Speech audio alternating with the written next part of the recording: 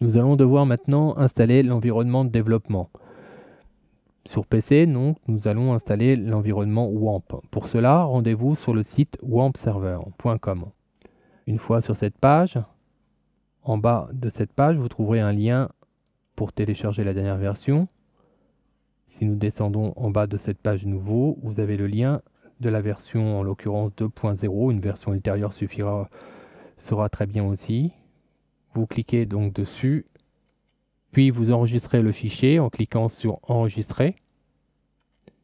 Et une fois téléchargé, il suffit de cliquer sur l'exécutable pour installer la suite WAMP sur votre PC.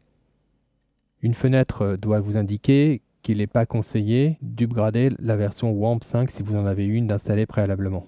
Cliquez sur cette fenêtre, puis sur la fenêtre suivante, validez le contrat, appuyez sur Next. Nous allons choisir pour notre cas un répertoire différent. Nous allons prendre WAMP Server pour éviter des problèmes ultérieurs. Cliquez ensuite sur Next. Je vous invite à créer un icône dans la barre de lancement rapide et de lancer l'installation ensuite.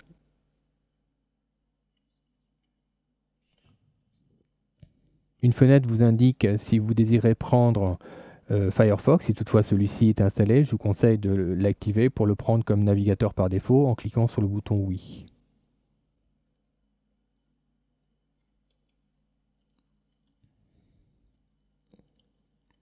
Des informations concernant votre serveur SMTP vous seront demandées. Si vous ne les connaissez pas, il n'est pas obligatoire de les renseigner. Nous pourrons voir ça ultérieurement.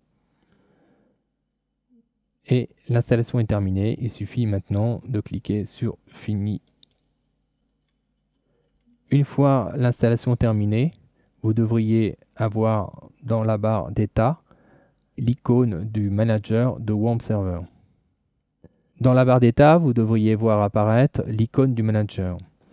Le manager doit avoir l'apparence d'un demi-cercle blanc. Si toutefois celui-ci était rouge ou jaune, cela indiquerait que l'un des deux serveurs ne fonctionne pas. Nous vous invitons dans ce cas à le redémarrer. Cliquez sur le manager pour ouvrir son menu. Nous allons maintenant découvrir ces différentes options. Commençons par l'option du haut qui s'appelle Localhost. Cliquez sur Localhost. La page qui s'affiche dans le navigateur correspond à la page de la racine du serveur web. Nous avons cependant dans cette page des informations intéressantes. Nous avons ici toutes les extensions qui sont chargées par défaut sur le serveur web. Un peu plus bas, nous avons une rubrique qui s'appelle Outils, dans laquelle nous retrouvons une information, un lien sur un PHP Info. Le PHP Info, nous allons d'ailleurs l'ouvrir pour explorer son contenu. Le PHP Info correspond à la configuration actuelle de votre serveur. Il sera intéressant par la suite de comparer ces informations avec celles de votre serveur distant si vous voulez être sûr que votre système de développement est semblable à celui du serveur de production que vous utiliserez par la suite. Nous avons ensuite dans cette même rubrique outils PHPMyAdmin, nous allons l'ouvrir. PHPMyAdmin, comme nous vous l'avons déjà indiqué, est le gestionnaire de la base de données. Nous aurons l'occasion de revenir en détail sur ce gestionnaire pour en étudier son fonctionnement. Revenons maintenant sur la page d'accueil, Localhost, afin de parcourir les autres éléments qu'elle contient. Nous avons une rubrique Vos projets qui se trouve dessous. Pour l'instant, cette rubrique est vide, mais elle contiendra par la suite les différents répertoires des sites que vous aurez l'occasion de construire. En dessous de la rubrique Vos projets, vous avez la rubrique Vos alias. Celle-ci contient différents liens rapides sur des applications ou sur des projets futurs. Nous aurons l'occasion d'en reparler par la suite. Si nous revenons maintenant sur le manager,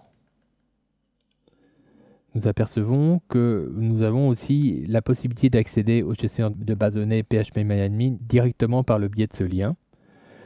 Vous avez aussi la possibilité d'accéder au répertoire physique dans lequel seront stockés vos sites. Pour l'instant, ce répertoire ne contient qu'un fichier index. C'est à cet endroit que vous devrez créer les répertoires de vos futurs projets.